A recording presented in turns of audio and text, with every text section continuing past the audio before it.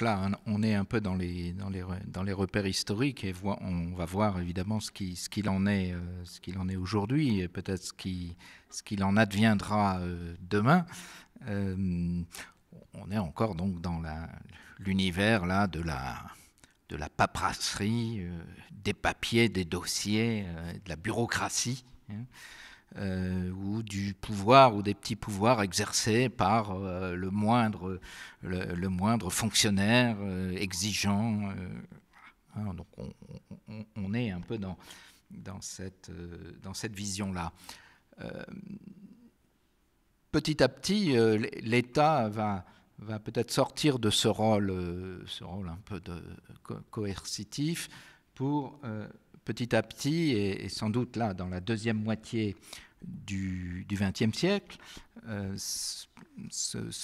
va se diriger vers ce qu'on a appelé l'État-providence, hein, parfois traduit peut-être pas fort justement par welfare state, ou état du bien-être. Hein. Donc il y a une évolution, hein, qui peut être observé dans le rôle de l'État et aussi donc de ces fonctionnaires, hein, et de ces hauts fonctionnaires ou de l'administration en général. Alors, que représentent les fonctionnaires ou l'administration sur l'ensemble de l'activité? On considère qu'il y a environ 2 millions, un peu plus de 2 millions de fonctionnaires d'État. Au total, il y a, pour la fonction publique, on est à 5,2 millions, ce qui représente un pourcentage assez important, je pense d'environ 20%, hein, disons de l'emploi, hein, en France, qui est souvent d'ailleurs critiqué, hein, trop de fonctionnaires, trop d'agents publics. Des comparaisons, puisque là on est aussi dans le cadre européen, des comparaisons ont été faites avec l'Allemagne, avec d'autres pays, et la France serait justement, aurait une fonction publique trop pléthorique, enfin trop importante. Elle est plus importante qu'en Allemagne, mais en Allemagne on ne tient pas compte des agents publics militaires, hein, des militaires qui sont beaucoup moins nombreux qu'en France. Donc les comparaisons sont toujours un peu difficiles et les statistiques sur cet aspect toujours discutables. La Finlande, qui connaît un grand développement aussi, a encore plus de fonctionnaires, environ 25%.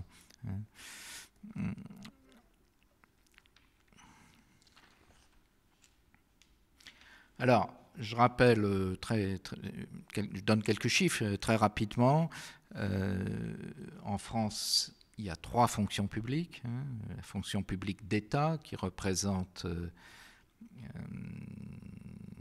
50%, hein, 50% de l'administration d'État. Ensuite, il y a la fonction publique territoriale, hein, qui, elle, représente 30%, hein, et ce qu'on appelle la fonction publique hospitalière, 20%. Donc on relève toujours d'une de ces 3 fonctions publiques. Et alors sur la fonction publique hospitalière, justement, on voit bien la part là prise par l'État-providence, hein, celui de la santé, de la sécurité. Très important.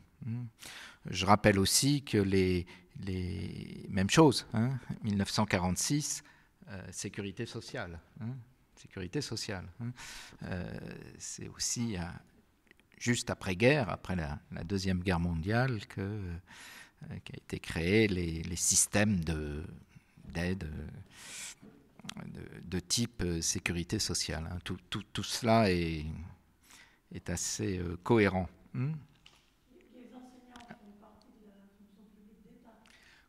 Alors, Quelle est la proportion qu'ils représentent? Voilà, alors pour les enseignants, c'est en effet, lorsqu'on donne ces chiffres, on inclut les enseignants, les personnels de l'éducation nationale. Alors là, évidemment, il y a énormément de catégories différentes, mais ils font bien partie de la fonction publique d'État. Hein. Même si, là, je ne peux pas entrer dans les détails, ce ne serait pas très intéressant de le faire ici, mais on va parler justement du recrutement et revenir sur Mensa aussi. Voilà, c'est le principe du concours, hein, pour être professeur, qui existe toujours, mais et pour l'administration aussi, hein, comme je l'ai dit au début. Mais il y a évidemment d'autres moyens, des recrutements de type contractuel, il y a aussi de l'enseignement privé, religieux ou non, voilà, hein, avec des personnels aussi particuliers. On les inclut, hein, dans ces pourcentages-là. Alors, on pourrait également y ajouter, par exemple, y inclure plutôt les personnels de recherche, hein, puisque la France est dotée de très nombreux instituts nationaux. Je pense au CNRS, hein, où là, on a 12 000 chercheurs, hein, qui sont des fonctionnaires, hein, des agents publics. Il s'agit de recherche fondamentale. Là aussi, un souhait, hein, et ça, la création là remonte avant la Deuxième Guerre, mondiale. Voilà, mettre la France, hein, à la pointe de la recherche fondamentale par la création du Centre national de la recherche scientifique. Donc là, on a mais il y a aussi beaucoup d'autres organismes, on ne va pas les citer, dans différents domaines, INSERM, INRA, voilà. En France, on a de très nombreuses institutions de ce type, également l'INSEE, hein, Institut national des études, des statistiques et des études économiques, hein, qui joue aussi un grand rôle. Hein. Alors, je voulais juste revenir justement sur le recrutement, des fonctionnaires et des élites. Au début, je disais, bah oui, il y a une sorte de parallèle qui peut être opéré. Le système des concours, hein, égalité des chances. Une des idées à la création de l'ENA, c'était aussi déjà la démocratisation. Hein, c'est-à-dire de permettre à tout citoyen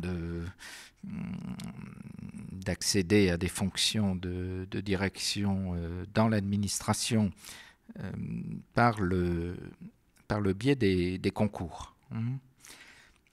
Et voilà. Alors, on peut établir un parallèle parce que lorsqu'on passe des tests de Mensa, on est c'est un peu aussi un concours d'une certaine manière. Voilà, on a des questions à résoudre très rapidement.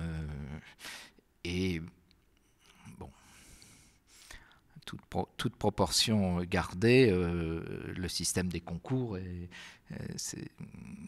un peu similaire. Hein. Dans un temps limité, on doit rendre compte dans tel ou tel domaine ou telle matière des choses. Hein. Donc, probablement les qualités, hein, requises pour réussir les concours qui sont difficiles, sélectifs, et les qualités aussi mises en œuvre pour passer des tests, hein, ceux de Mensa ou d'autres, peuvent être comparés. Donc c'est pour ça qu'on pourrait supposer que ceux qui réussissent les concours sont potentiellement aussi des HQI ou des HPI. Voilà, faudrait y regarder d'un peu plus près, certainement. C'est peut-être pas toujours le cas, puisque quand même, on a dans les systèmes de concours, domaine que je connais assez bien pour y avoir participé, comme formateur ou comme membre ou pour présider des jurys, on a quand même comment dire, au-delà du potentiel intellectuel, quand même la restitution de connaissances.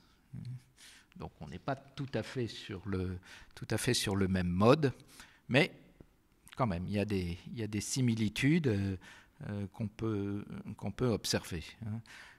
Alors, ce qui laisserait supposer aussi que les HQI ou les MENSAN seraient tout à fait bien disposés à réussir les différents concours de la fonction publique, dans différents domaines. Alors, à l'inverse, on posait la question justement d'accéder plus facilement, suppose qu'on accéderait plus facilement au concours, ou on réussirait plus facilement les concours de la fonction publique en étant justement HQI. À l'inverse, on pourrait se dire, et fort justement, ceux qui ont réussi ces concours, et je parle en particulier des énarques, que pour pas entrer trop dans les détails, on imagine bien qu'ils pourraient, à l'inverse, donc, facilement être identifiés ou repérés comme HQI ou HPI. Il en va de même, évidemment, pour les grandes écoles, écoles polytechniques, écoles normales supérieures, les grandes écoles d'ingénieurs, nombreuses, centrales, agro, les arts métiers, ou d'autres grandes écoles d'études commerciales, disons consacrées à la business administration, pourraient également ou facilement faire partie des HQI ou des HPI. Alors, je parlais de cette visibilité au départ, on ne le sait pas. Une des grandes questions qui revient tout le temps dans le milieu professionnel, et justement là j'en profite pour faire un parallèle avec la conférence inaugurale qu'avait fait Ariel Hada. Est-ce que c'est un atout ou un handicap, est-ce que c'est un plus, est-ce que l'énarque MENSAN ce serait un plus pour lui d'être MENSAN? Franchement, la question se pose. Disons qu'à l'heure actuelle, et pour l'expérience que j'en ai, c'est pas forcément un atout supplémentaire de le label MENSAN, plutôt considéré comme quelque chose d'extérieur, n'étant pas forcément pris en compte.